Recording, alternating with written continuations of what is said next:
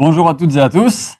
Salut Guy, comment Bonjour ça les va? amis, Tout se tout passe va bien au bien, Canada? tout va bien. Eh ben, écoute, c'est un plaisir chaque fois de te retrouver. Écoute, merci beaucoup.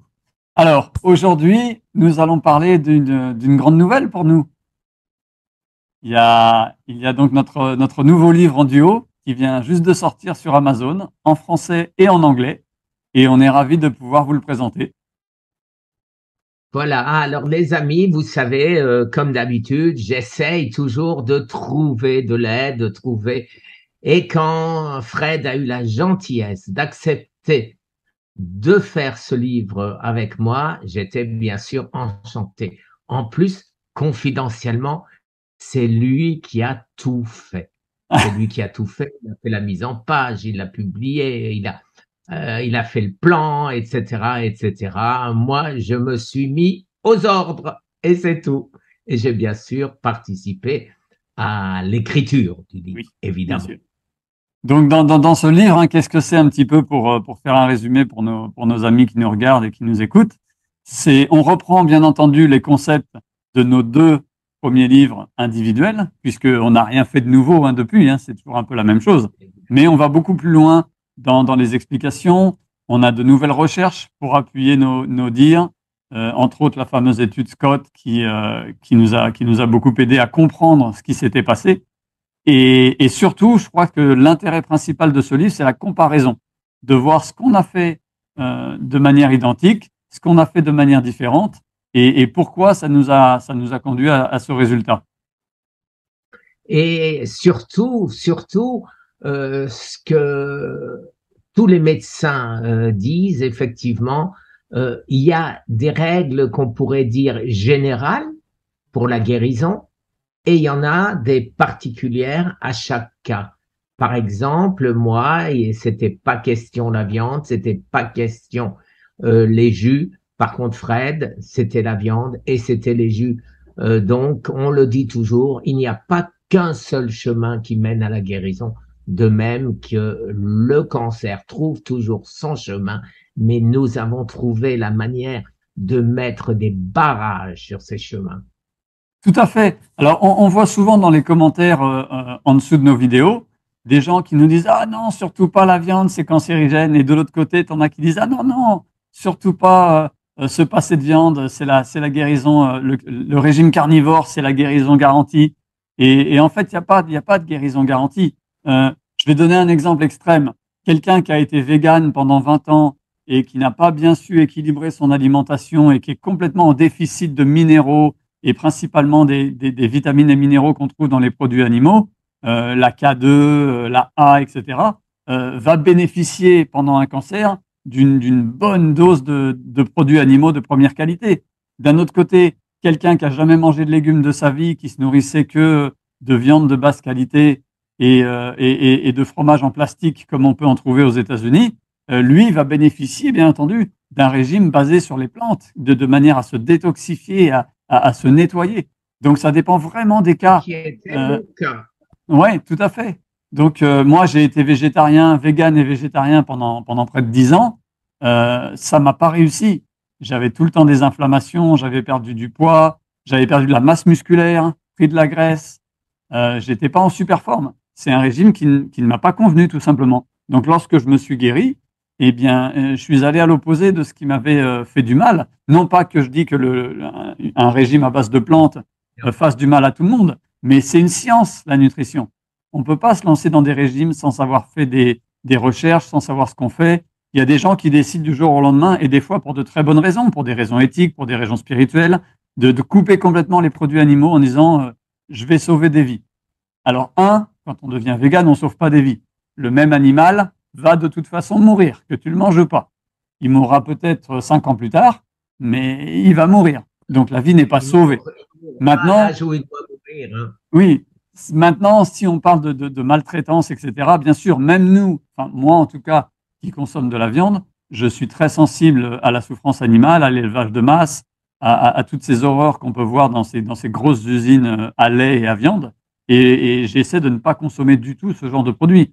Moi, je consomme la viande des petits fermiers locaux qui élèvent leurs bœufs. À chaque fois qu'ils en abattent un, ça leur fait mal au cœur, mais c'est leur job. et les herbivores ne consomment que de l'herbe, ils sont dehors toute l'année. Voilà.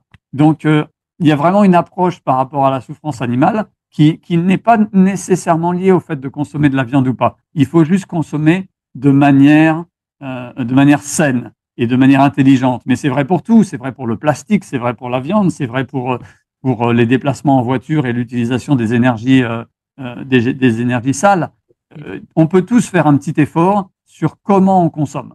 Il n'y a pas que la viande qui doit être visée. Et pour repartir sur ce que tu disais, moi qui n'avais pas accès aux petits fermiers, parce qu'à Miami, il faut le faire. Là où il y avait des fermes, maintenant, il y a des tours de 50 étages. Donc, c'est difficile de trouver une ferme à Miami. Et de ce fait, j'avais les magasins bio dits, je dis bien, organiques, dits sains. Et quand je regardais, j'en ai parlé avec toi d'ailleurs, toi, c'est facile, tu vois la viande, tu sais qu'elle est bio, qu'elle est bonne ou pas, puisque la graisse est jaune. Moi, je vais dans ces super magasins où il y a une différence de prix énorme entre la viande dite grass-fed, c'est-à-dire qui a été nourrie naturellement, et la viande, eh ben le gras, il a la même couleur. Hein. Donc, j'ai cherché, et j'ai rien trouvé. Et donc, bon ben, je me contente, j'achète quand même organique, biologique, élevé à l'extérieur, etc. Mais j'en mange très, très peu. Alors, pour les gens qui nous écoutent et qui n'auraient pas vu ma vidéo sur la viande de bœuf, un bœuf, un animal qui a été nourri à l'herbe toute sa vie, c'est-à-dire du moment où il a fini d'être allaité jusqu'à l'abattage, la graisse de cette viande est légèrement jaune, un peu dorée. Alors qu'un animal qui a été nourri au maïs ou aux céréales, la graisse est très très blanche, presque blanc fluo. Et la raison pour laquelle on trouve des fois des mini-arnaques, entre guillemets, dans certains magasins bio où ils te vendent de la viande où c'est marqué grass-fed, c'est qu'aux États-Unis, en France, je crois qu'il n'y a pas ce problème. Si vous avez de la viande de pâturage, c'est bon. Aux États-Unis, ils ont réussi à détourner la loi, hein, comme souvent les grandes compagnies agroalimentaires peuvent le faire. Et grass-fed, ça ne veut pas dire grass-finished. Ça veut dire qu'ils ont été nourris à l'herbe du moment où ils ont cessé d'être allaités jusqu'au moment où, jusqu'à, je crois que c'est 2 à 3 semaines avant l'abattage. Et pendant 2 à 3 semaines avant l'abattage, ils nourrissent ces animaux avec du maïs et des céréales pour les faire grossir, pour les faire s'engraisser. Du coup, la viande pèse plus lourd parce qu'il y a plus de gras, mais tous les oméga 6 du maïs et du blé vont se retrouver dans la graisse et vont détériorer la qualité de la viande. Donc, c'est mieux qu'un animal qui aurait été élevé que au maïs et qui n'aurait jamais vu le soleil et qui n'aurait jamais gambadé dans un pré. Les 3/4 de sa vie, il a quand même été nourri à l'herbe, il était dehors, mais les dernières semaines, il a été engraissé un peu de force. Et ça, pour moi, c'est pas très honnête. Donc, nous, aux États-Unis, il faut prendre grass-fed, grass-finish. Des fois, ils appellent ça 100% grass-fed. Voilà. Alors, à ce sujet-là, donc, je me suis dit, je vais aller dans un restaurant où, donc, ils vendent de la viande grass-fed. Et j'ai posé la question, le steak était excellent, il n'y a rien à dire, mais j'ai posé la question. Et effectivement, et ces gens qui étaient honnêtes m'ont dit, oui, c'est grass-fed, mais c'est pas grass-finish. Ouais. Et donc, hélas, je ne profiterai plus de ce très bon restaurant non plus. C'est dommage, mais c'est vrai que, bon, nous, de temps en temps, lorsqu'on sort, lorsqu'on est invité quelque part, bon, je ferme un peu les yeux. Je fais quand même attention de ne pas prendre vraiment de la merde, mais j'essaye quand même de garder une vie sociale.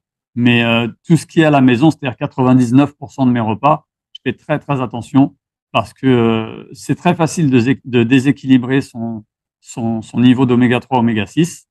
Donc voilà, je voulais juste répondre rapidement à certains commentaires que j'ai vus en bas. Il y a toujours ces deux clans, hein, le clan entre guillemets carnivore, le clan entre guillemets vegan, qui s'affrontent.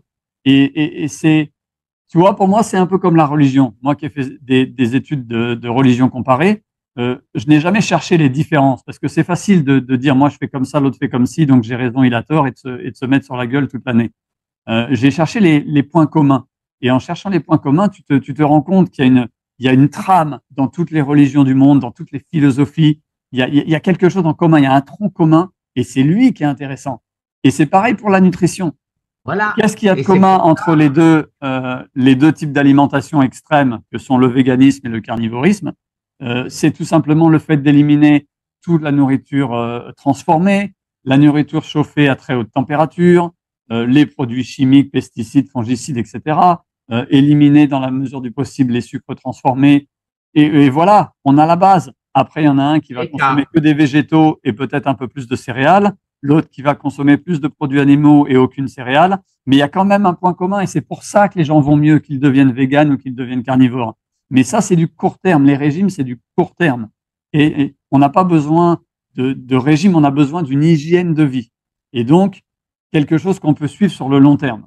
En se disant que toute ta vie, tu mangeras plus jamais un fruit ou que toute ta vie, tu mangeras plus jamais de produits animaux, pour moi, c'est pas la solution. À un moment donné, il va y avoir des manques, il va y avoir des carences. Il faut trouver son équilibre par rapport à la situation du moment. Tu as un cancer, les fruits sont excellents pour la santé, mais tu as un cancer, tu manges pas de fruits. En tout cas, ça a été notre approche à nous. Certaines personnes vont se dire, j'ai un cancer, je vais surtout pas manger de viande parce que j'ai pas accès à de la viande de qualité. Et tout ça, c'est bien. Je veux dire, on ne pointe du doigt personne, aucune philosophie, aucune nutrition. Tout à fait. Alors, si on devait parler du bouquin, notre point commun le plus important, c'est l'absence de sucre. Le sucre nourrit le cancer. Le sucre, ça veut dire les carbohydrates, ça veut dire le riz, ça veut dire les frites, ça veut dire les pâtes, ça veut dire tout ce qu'on mange tous les jours parce que c'est bon. Eh ben ça, il faut le supprimer impérativement. Après, quand on est plus ou moins guéri ou tout à fait guéri, ce que j'espère, je touche du bois, il y a des choses qu'il faut, à mon avis, continuer. On peut effectivement reprendre une alimentation normale. Aujourd'hui, de temps à autre, je mange une pêche, je mange des prunes. Mais par contre, je n'oublie pas mes crucifères, je n'oublie pas mon curcuma, je n'oublie pas mon thé vert, je n'oublie pas tout ce qui peut agresser les cellules du cancer. Parce que c'est là-bas, c'est ce qui a fait, à mon avis, que j'ai eu un cancer. Parce que je n'ai jamais mangé quelque chose de sain.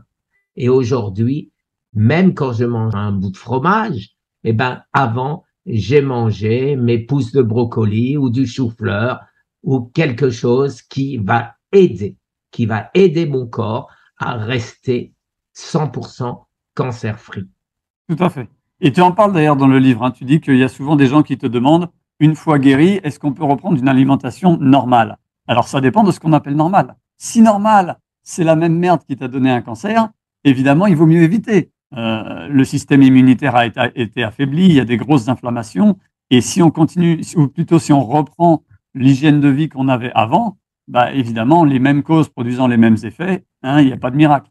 Par contre, si une alimentation normale, ça veut dire rééquilibrer tout en gardant la structure hygiéniste et bonne pour la santé de ce que l'on fait, dans ces cas-là, il n'y a pas de souci. Comme tu l'as dit, on a tous les deux repris avec précaution la consommation de fruits, surtout en été où on a des beaux fruits, etc. Une bonne pêche de temps en temps, je ne pense pas que ça va nous redonner le cancer.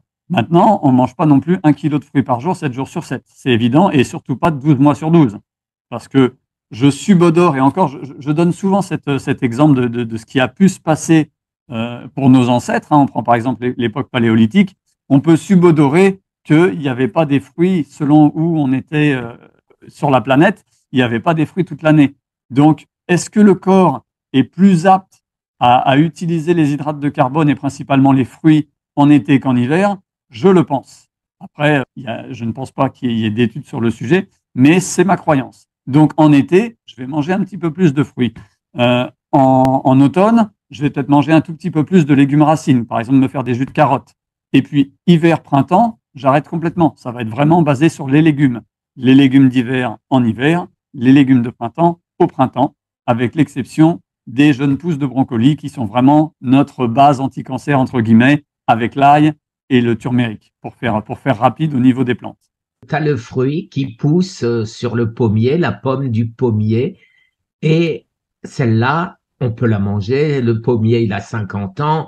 La pomme est remplie de nutriments. Il n'y a pas trop de sucre. C'est une pomme normale. Mais maintenant, la pomme trafiquée qu'on trouve dans les supermarchés, qui est née à la lumière artificielle sur un plateau comme ça où elles sont alignées, et puis elles poussent et on leur fait des injections et on leur fait des...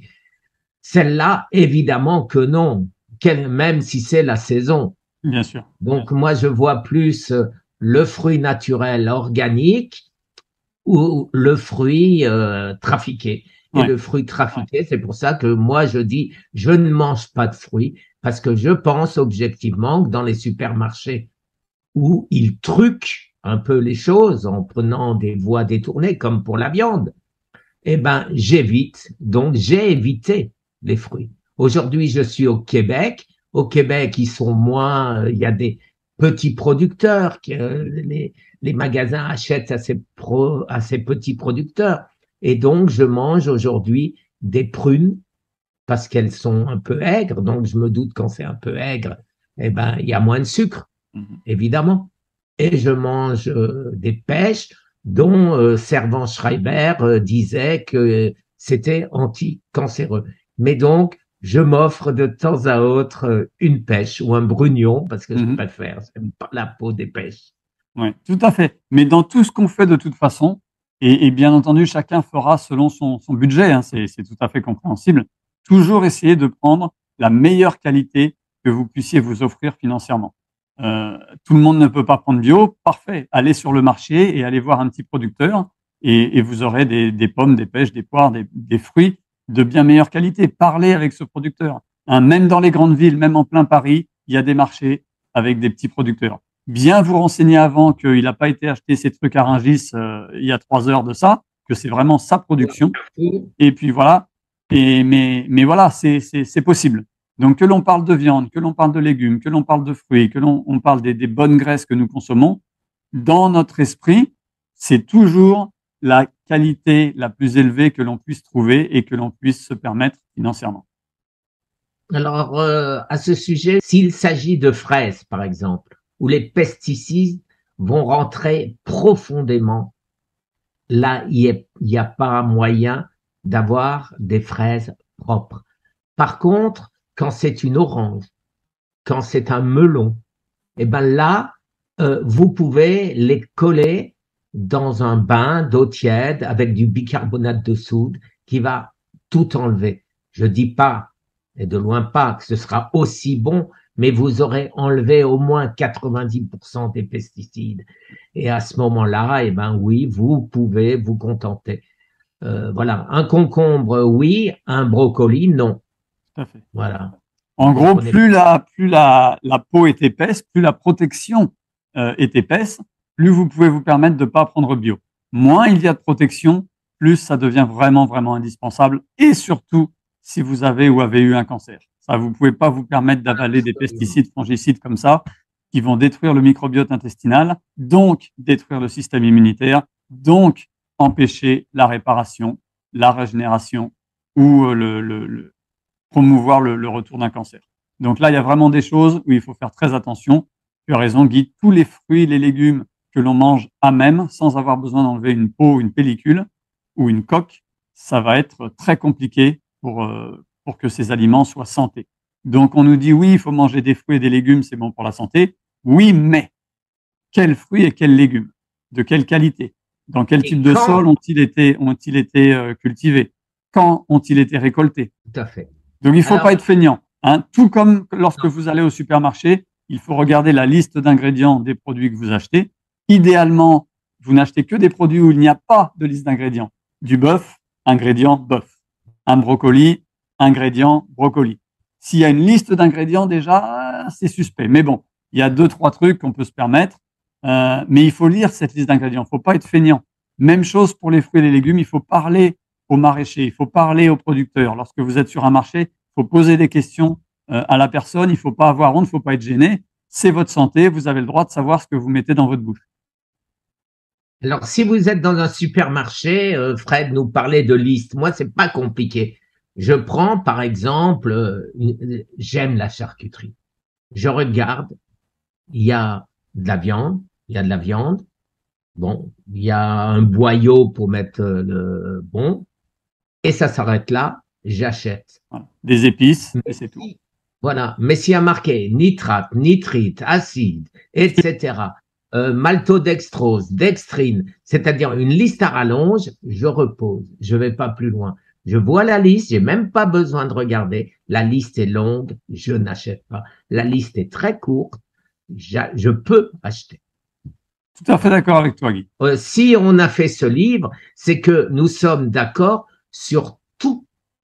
On a des petites nuances, mais ça ne met pas en question notre protocole de guérison. Tout à fait. Voilà. Absolument. Alors, pour Alors, ceux qui seraient intéressés, vous les trouverez sur Amazon. On va vous mettre le lien juste en dessous. Merci de nous aider. Si vous avez envie de le lire, vous pouvez donc vous le procurer. Mais ce qui va vraiment nous aider, c'est de faire circuler l'information. Le but, encore une fois, on vous l'a dit des dizaines de fois, c'est pas pour nous de devenir millionnaire avec un bouquin à 10 ou 20 euros, mais de sauver des vies, d'aider des gens. Et on pense le plus sincèrement du monde que notre expérience peut aider les gens.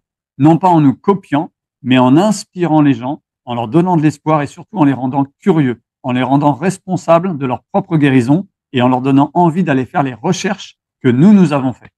Voilà le but ultime de ce bouquin. Donc, faites circuler cette vidéo, partagez le lien des bouquins. Tu as tout dit. Et c'est tout. Et j'en profite pour remercier mon ami, le professeur Maurice Israël, qui nous a fait une très jolie préface. Préface un peu compliquée, la deuxième partie, pour les néophytes, parce qu'elle est assez scientifique. Mais elle explique ce qu'on a fait et pourquoi on a guéri. Tout à fait. Et nous avons aussi deux magnifiques post-fast du docteur Jean-Marie Dessin et du docteur Charles Gibert, qui sont de toute beauté et qui, pareil, donnent le poids de l'expérience à ce livre, l'expérience de deux malades, l'expérience de deux médecins et l'expérience d'un des plus grands biochimistes qu'on ait eu en France ces dernières années. 15 ans, patron d'un des CNRS quand même. Tout à fait. Voilà. Eh bien, Guy, je te souhaite de bonnes vacances au Canada. Et à vous tous, on vous dit au revoir, bonne journée et à la prochaine vidéo. À la prochaine, les amis. Merci. Au revoir.